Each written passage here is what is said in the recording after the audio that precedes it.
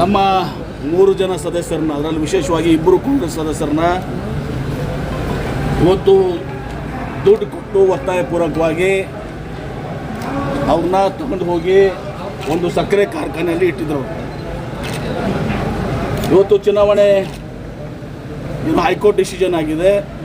4 ಜನ ವಿಧಾನ ಪರಿಷತ್ ಸದಸ್ಯರನ್ನು ಸಪ್ರೇಟ್ ಇಡಬೇಕು, ಅವ್ರು ಕೌಂಟ್ ಮಾಡಬಾರ್ದು, ರಿಸಲ್ಟ್ ಡಿಕ್ಲೇರ್ ಮಾಡಬಾರ್ದು ಅಂಥೇಳಿ ಇವತ್ತು ಅದಕ್ಕೆ ನಾವು ಬದುಕಿದ ಮುಂಚಿತವಾಗಿ ನಾವೇನು ಹೇಳಿದೆವು ಅಂದರೆ, ನಮ್ಮ ಉಪಾಧ್ಯಕ್ಷರು ದಿನೇಶ್ ರೆಡ್ಡಿ ಅವರು ಒಂದು ಲೆಟರ್ ಕೊಡಬೇಕು.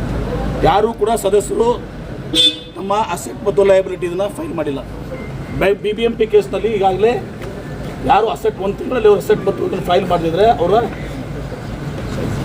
ಸದಸ್ಯತ್ವ ರದ್ದಾಗ್ತದೆ. ನಾವು ಹೇಳಿದ್ದೀವಿ ಇದು ಹೈಕೋರ್ಟ್ನಲ್ಲಿರುವುದು ಒಂದು ಇಂಡಿಪೆಂಡೆಂಟು. ಇಲ್ಲಿ ಕಮಿಷನರು ಈಗಾಗಲೇ ಸರ್ಕಾರ ಪತ್ರ ಬರೆದಿದ್ದಾರೆ, ಇವರು ಸಲ್ಲಿಸಿಲ್ಲ ಇವತ್ತು ಸಹ ಅಸೆಟ್ ಮತ್ತು ಲೈಬಿಲಿಟಿ, ಹೀಗಾಗಿ ಇವ್ರ ಮೇಲೆ ಕ್ರಮ ಕೈಗೊಳ್ಳಬೇಕು ಅಂತೇಳಿ. ಸೊ ಹೀಗಾಗಿ ಇವರು ಸದಸ್ಯರಲ್ಲ, ಈಗ ಅಧ್ಯಕ್ಷರು ಉಪಾಧ್ಯಕ್ಷರು ಇದೆಲ್ಲನೂ ಕೂಡ ಇದು ಸರಿ ಇಲ್ಲ ಇವತ್ತು ಸಹ ಕಾನೂನಾತ್ಮಕವಾಗಿಲ್ಲ, ಮುಂದೂಡಬೇಕು ಅಂತ ಹೇಳಿದ್ವಿ.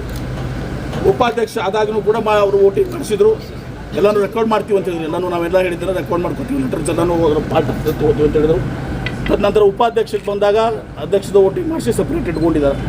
ಉಪಾಧ್ಯಕ್ಷ ಬಂದ ಮೇಲೆ ಅವರು ಕೈ ಎತ್ತಿಸುವಂಥದ್ದು, ಪರನೂ ಕೈ ಎತ್ತಿಸಿದ್ರು, ವಿರೋಧನೂ ಅವರೆಲ್ಲರೂ ಕೈ ಎತ್ತಿದ್ರು. ಉಪಮೇಯರ್ಗೆ ಮತ್ತು ಪರ ಮತ್ತು ವಿರೋಧ ಕೈ ಎತ್ತಿರಲ್ಲ, ಪ್ರಕ್ರಿಯೆ ಸರಿ ಇರಲಿಲ್ಲ. ಹೀಗಾಗಿ ನಾವು ಅದನ್ನು ಚುನಾವಣೆನ ರದ್ದುಪಡಿಸಲಿಕ್ಕೆ